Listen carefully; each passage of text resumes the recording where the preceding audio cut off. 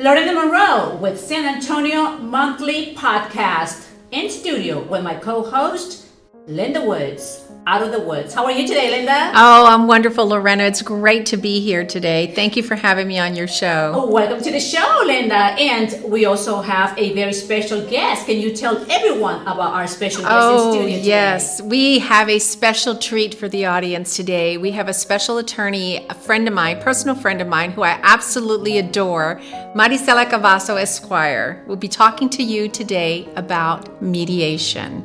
Now, Maricela Cavazos is one of the best attorneys and the best mediator anybody can ever know. And she's going to tell us a little bit about herself, a little bit about her experience, and what is the difference between being an attorney and a mediator. How are you, Maricela? I'm doing wonderful, Lorena. Thank you. Welcome to the show, Maricela. Thank you. So how has 2020 treated you this year? Oh, it's been quite an adaptation from our normal day-to-day activities, that's for sure. So tell us a little bit about yourself.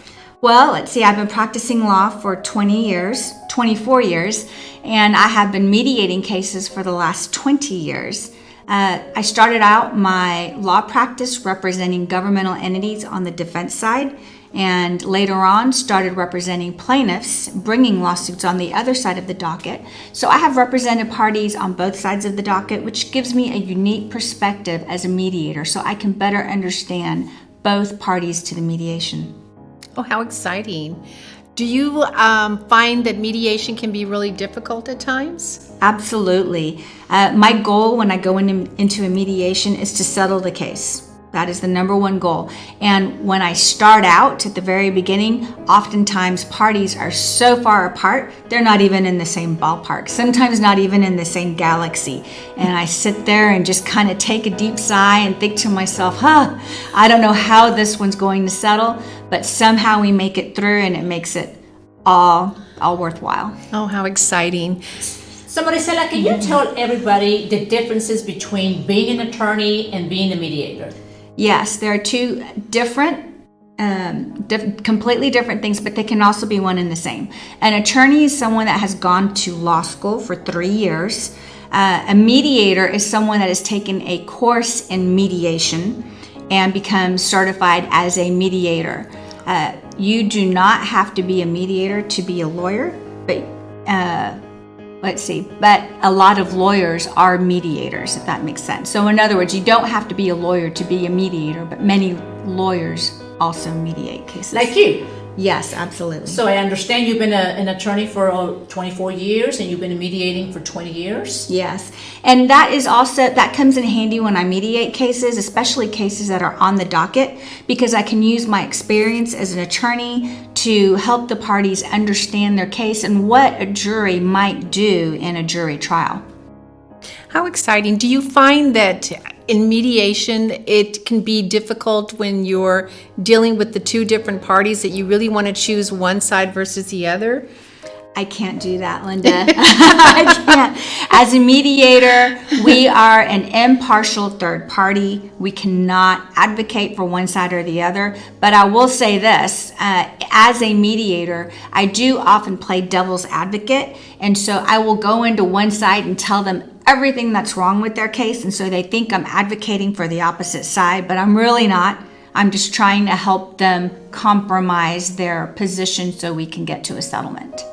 So I understand that it is like making a balance. So you're balancing both parties, correct? Correct. And then you come into like a meeting point.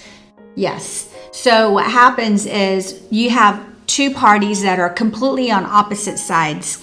And so as a mediator, I try to bring both parties together. I try to find out what they can agree on and come up with a settlement that they will both agree to in order to settle their case.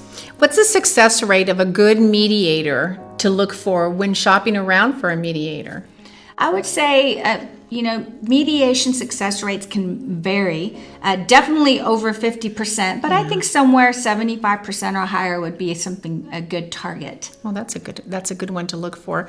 Do you find that sometimes in the different cases that you're mediating, that the attorneys for the client become real difficult with you when they feel that they're not getting what they want for their clients? Absolutely. So many times attorneys tend to, pound their chest and advocate in front of their clients, and they're trying to show off their advocacy skills.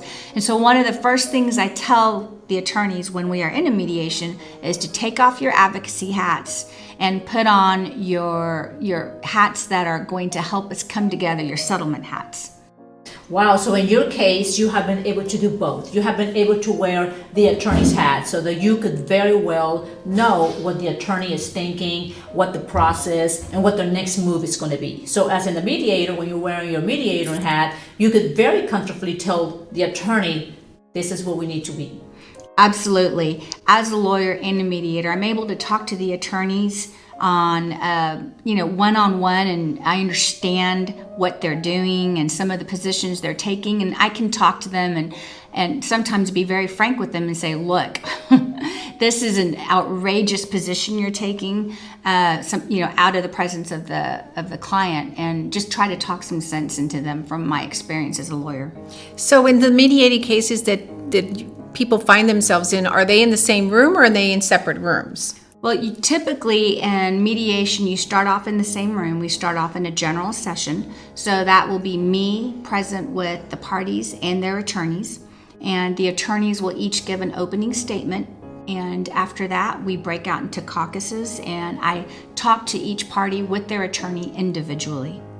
So at the end of the day, your job, Maricela Cavazos, is to make sure that when everybody stands away from their table, everybody is walking away feeling comfortable that they did a good business decision. That's what a mediator is about, correct? Yes, you're right, Lorena. And happy, not necessarily, because mediation is a lot of compromising. Nobody's going to walk away getting everything they wanted. So a lot of times I'll tell people, if both parties walk away from the table unhappy, then I've done my job. Mediations can be very emotional for clients at times. Do you find that you're having to deal with that on an extreme level with some of these clients? Absolutely, Linda. Especially on the family cases, you're dealing with the parent-child relationship in many of these cases, which is extremely emotional. I mean, these parties are going from seeing their kids every day to seeing them half the time, every other weekend, only some holidays, not all the holidays.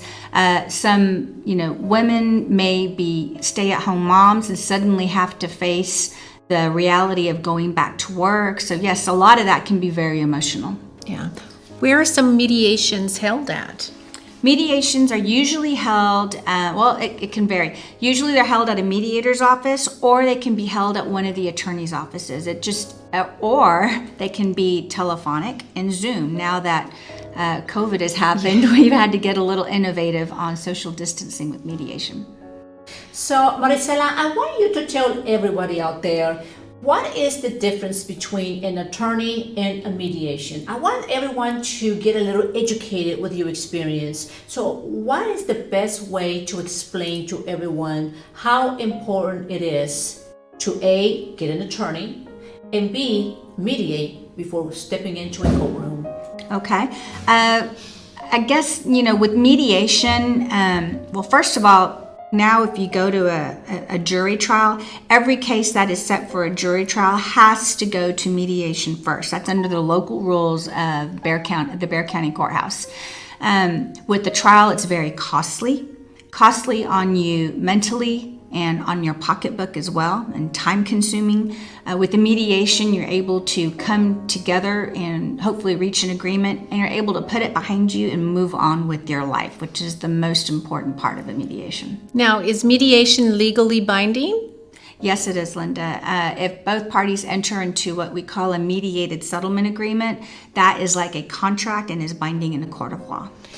So I want you to tell everybody what has been the toughest for you, being an attorney or being a mediator?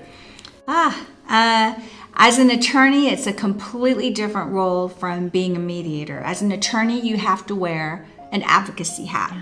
And so you've got to advocate for your client. It's very adversarial. As a mediator, I can be more of a peacemaker. I can bring both parties together and unite their differences. So I like being a mediator more. you enjoy being a mediator. I'm the same way. I'm the kind of person that I always like to put a balance in everything. And with as many businesses that I've had and many employees that I've had, it's always tough to be able to come and meet. But I'm the kind of person that always finds the balance and likes to find the things that are going to be success for whatever the occasion it is. So it's very important to understand the balancing, but it's a good feeling, when everybody can be happy. So I think in your case, for what you're telling us, is you like to have everybody feel comfortable and be happy and understand that it is a longer fight going through court. It is more money out of your pocket. And also it's very emotional and very stressful upon yourself, upon your family, and your checkbook. What do you think, Linda? Absolutely. It's my understanding that each party pays their own mediator. Yes, typically the mediator costs are split between the parties, which means each party will pay their own. Sometimes in certain situations, you will have an employer paying for the employee's part of the mediation cost, or the husband paying for the wife's cost, but for the most part they are split between both parties. So I have a question about that. If the husband is paying for the wife's cost for the mediator, does that give him an advantage with the mediator?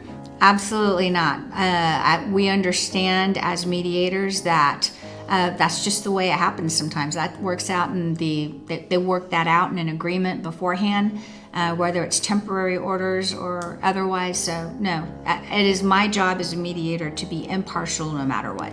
So do you ever find that sometimes that the father, the person that is paying, for instance, if it's a custody case, if the father is paying for the mediator, that he tries to be more in control and be more domineering, and you have to bring him back down a few notches? No, that's never come up. I've never had someone feel like they owned part of my decisions because they've paid part of the mediator cost, fortunately. Oh, that's good. You haven't met my ex-husband. Okay, Linda, I was wondering why you were asking that question. But, it is important to know. It is important to understand because, mediating is really the way to go, right? Absolutely. Ms. Cavazos, because, I personally been through my, divorce, and I mediated, and it was a wonderful feeling not to have to go through trial and not to go to the entire process because, at the end of the day, the attorneys are the ones that really walk away with all your money. So, you got to, think about it for a minute, and I've learned one thing is, and I remember my brother once told me, the toughest thing for you, Lorena, is going to be separate your emotions from your mind. You gotta, take the emotions away and think with your mind, because when you're thinking with your clear mind, you're gonna make the right decision. If you're thinking emotionally, you're going to think in many other directions and you're not going to be a happy camper. And that's a lot of cases with a lot of people that I've known that have been around me throughout my life, is that the toughest thing is that they use their emotions, Linda. It's true, Lorena. I had an attorney once tell me that it was very profound advice. He says, Linda, when you're going through such a hard case in divorce, it's so emotional, everybody's level is so high. He says if you just look at it as a business transaction and take emotion out of it, you will have a better outcome. And from that point forward, whenever I have a dispute or I have any negotiations I have to deal with when it comes to children or any kind of cases for whatever reason, I always look at it as a business transaction, as a dealing. And so when I take that mental perspective of it, my outcome has always been much better for me. That's good. That's one of the best things about mediation is you are in control of your outcome, as opposed to going to trial and presenting your case when you are an emotional basket case in front of 12 jurors that you've never met. You don't know any of their background. You don't know the biases they may have against you. And your outcome, your destiny in that case is in their control. So the nice thing about mediation is it stops the emotional tugging on you, and you're in control of your outcome. Yeah, it can be very stressful. It's very hard on an individual. I mean, it takes a toll on somebody. I went through a case a long time ago, with Miss San Antonio case. Went to trial, and if that would have went to mediation, that would have been much easier. But that took a toll, and that taught me a lot. And that's when the attorney told me about, look at this as a business transaction and not take your emotion out of it. How you feel about this person or how you feel about the situation, take that emotion completely out of the equation. And when you do that, you'll have a much smoother transition and an outcome that you can live with because you've taken your emotion out of it, But that's easier said than done. It's like It is. An attorney, I can advocate for someone, and no matter how emotional the case is, I can control my emotions and do a good job for my client. When it comes to me personally in my own cases, my own situations, I'm horrible at it. I can't advocate for myself at all. So, like I said, with mediation, it's nice to be able to put a stop to it and put it behind you and get on with your life. So, Maricela, how can people know what to do? For an example, okay? When do they know whether to go get an attorney first, or they can go directly to get in a mediator? Let's just say, for an example, that there is a trouble in a marriage, okay? What's the first thing that a woman that feels, or a gentleman that feels that they want to go separate ways? What is the first thing that they should do? Should they consult a mediator, people like you? Should they go directly to an attorney? What is the best thing to do? Well, if they've already determined that the marriage is not salvageable and they are, gone through counseling, if that's even an option, and they're ready to separate the marriage, you can go directly to a mediator. You don't need to have an attorney. Sometimes people come to me where one side has an attorney and the other side doesn't. I'm always hesitant to take those cases because the party that does not have an attorney will tend to see me as their lawyer, which I'm not. As a mediator, I do not represent either side. They usually have attorneys, but you do not need to have an attorney in order to go to a mediator. You can go straight to mediation. So you can still see those clients even though they don't have an attorney, even though the other side does? Yes, in that case, you can mediate a family case like that, come up with a mediated settlement agreement, and then they can take that agreement to an attorney and have them prove it up, write up the divorce decree and go prove it up at the courthouse. So regardless, you still need an attorney for the end result to have it put into the court system. That's what I would recommend. You could always represent yourself pro bono, but when it comes to a divorce, I would always recommend you have an attorney draw up the decree. Okay. Well, you know what? I've learned something today that it was just news for me. Now I learned that you don't have to go and hire an attorney, because most attorneys nowadays, if you don't have $3,000-$5,000 to give them in advance, they don't even want to talk to you. Yeah. And now, thanks to this San Antonio Monthly podcast, now we just discovered that you could go and hire a mediator directly that can help you mediate whatever case, whether it's a business case, whatever, marital, any cases. That's incredible. I always felt that you had to go over there and put down $5,000 or $10,000 to go and put them in attorney's hands and then take it from there. And you know how that is. That's a process. So this was very educating for me. Yeah, but I guess with the caveat to that, and you can correct me if I'm wrong, we have to make sure that both parties that are in dispute are willing to go to a mediator. It's very difficult if only one is wanting to go to a mediator and the other one wants to go to court no matter what. Then you've got to go through the system. Am I right? That's correct. Okay, so we got to be very mindful of that if you've got two parties willing to go to a mediator and save a lot of money, this is the way to go for you. Absolutely, 100%. Yes, that's what I mean, because now we know that it's not necessary that both parties have to go and get attorneys. It's best to always work things out and sort it out and hire a mediator, and then that way you can go ahead and listen to both sides of the party and then try to come into a conclusion before you go out and start writing those big checks, because it's a long fight. And it's not a win-win for anybody if they have to go to trial. It's That's just right. emotionally and just the process of everything. I mean, I've heard of so many cases out there and so many people that lose so much money, because they get so many attorneys involved. And I mean, it's a tough road. One of the most important things as a mediator, especially in a family case, is to maintain the relationships in the family matter. When you go through an adversarial proceeding such as a trial or litigation, it does some damage to the relationship between the former husband and the former wife and the parent-child relationship. So it's a good way to maintain those relationships. So Maricela, tell us, what has been your toughest mediation? My toughest mediation? My toughest mediation has probably been a family case where, where the wife, who was a stay-at-home mom, is facing lifestyle changes, where a husband brings in his mistress to the mediation. That was tough. But in mediation, you want respect, and so on both sides. So, for example, in that particular case, I did not conduct a general session with everybody in the same room at once. I immediately put the parties in separate rooms, and for example, the wife never knew that the husband was in the other room with the mistress. People are so crazy. I can empathize with that particular scenario, unfortunately. But you do see cases that way all the time. It's unfortunate.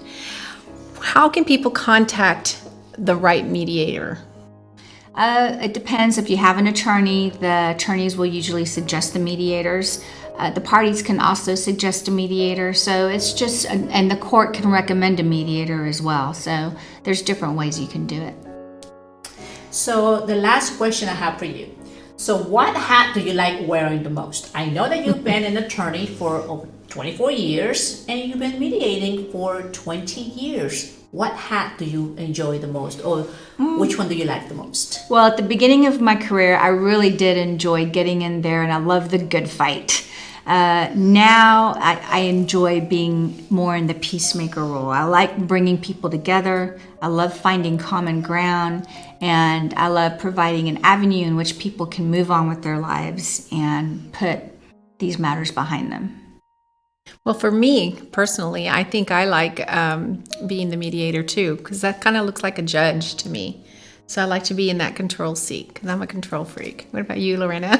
Well, you know what, Linda? I love to be the peacemaker. I like to always have peace. I mean, we have too much going on in this world. I like peace. I believe that the most precious day of our lives is to have peace in our heart. I believe that the joy of love is what we need, within friends, within family, within, everyone that's around us. If you have love in your heart, to me, that's peace. A lot of times, people think I'm a little tough because I come across, very tough, and a lot of people sometimes get very intimidated with me. But once they get to know me, I'm a marshmallow. Oh, I wouldn't call you a marshmallow. Maybe a teddy bear, but not a marshmallow. You can bite sometimes, but that's all of us, though. No, you're wonderful. You're absolutely wonderful, What do you Lorena. think, Maricela? You've gotten to know me. What do you think about Lorena Monroe? Oh, you're a tiger in disguise. She's